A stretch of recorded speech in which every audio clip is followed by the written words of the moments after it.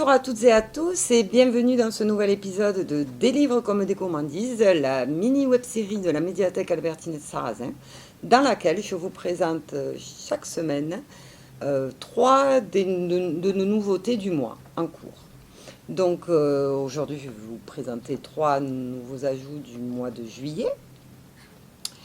Et on va commencer tout de suite par un roman américain de Léa Hager Cohen, paru chez Actes Sud en 2020, qui s'appelle Des gens comme nous. Alors, c'est un roman sur la famille, entre autres. Nos deux personnages, le papa et la maman, Benny et Walter, ont 4 enfants, presque 5. Parce que la maman est enceinte. Ils habitent dans une maison qui appartient depuis très longtemps à la famille. Et pendant 5 jours va se dérouler le mariage de leur fille Clémentine, qui se marie avec sa compagne. Chose qui ne pose absolument aucun problème aux parents. Et va arriver une espèce de chaos familial avec donc les frères et sœurs de Benny, leurs enfants, les amis de Clémentine qui vont camper dans la pelouse, sur la pelouse, la mamie, pas la mamie, la tante qui est la doyenne de la famille, Glad, qui perd un peu la tête et qui surtout a été traumatisée 7 ans auparavant parce qu'elle a échappé par miracle d'un incendie de justesse, donc, et donc elle revient sans cesse sur ce traumatisme. La fête va se dérouler, c'est assez, voilà, une belle famille avec beaucoup de mouvements, hein, on est bien dedans. Et puis, dans le même temps, dans le village, l'inquiétude grandit, car est en train de s'installer une communauté juive orthodoxe, ultra-orthodoxe. Donc, il va se passer des choses aussi dans ce village, suite à cette installation, voilà. Et donc, on est sur une belle saga familiale, en fait, une belle histoire de famille, avec ses bons moments et ses mauvais moments. Une histoire intergénérationnelle, hein, voilà, les traditions de la famille, pas que, voilà, les richesses de la vie, quoi.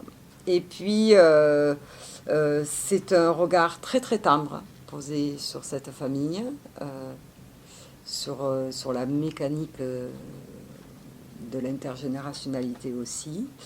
Voilà, c'est un joli roman, un roman frais, un roman qui est parfait pour les vacances en fait, que je vous conseille. Le deuxième roman s'adresse aux amateurs de polar et aux amateurs de polar frissonnant. Ça s'appelle Le Cadeau de Sébastien Fitzek. C'est un auteur allemand. Paru à l'Archipel en 2021. Alors là, il faut s'accrocher parce que c'est assez effrayant. Donc en fait, on suit un jeune homme, Milan, qui est arrêté à un feu en vélo. Et il se tourne pour regarder autour de lui et dans la voiture arrêtée à côté, il voit à l'arrière une jeune adolescente terrorisée qui essaie d'attirer son attention en montrant un papier avec quelque chose écrit dessus. Sauf que Milan ne sait pas lire.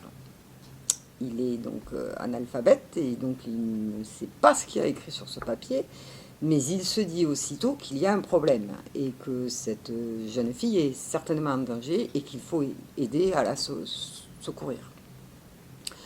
Donc il va essayer de suivre la voiture, mais bon, il est en vélo, il n'arrive pas à rattraper cette voiture.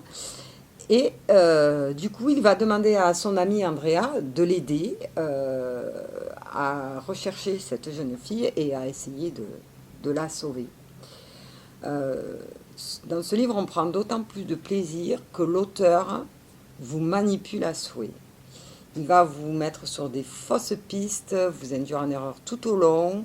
Et donc, il y a des rebondissements en permanence où donc, on est surpris jusqu'à la fin. C'est un livre, un polar haletant, que vous aurez du mal à lâcher avant la fin. Voilà, donc c'est un excellent polar pour vos vacances, je vous le conseille. Et puis on va terminer cet épisode avec une autobiographie, puisque c'est en fait Christophe, le chanteur, qui avait écrit ce texte juste avant de mourir, quelques mois avant. Donc ça s'appelle « Vivre la nuit, rêver le jour ». C'est paru chez De Noël en 2021.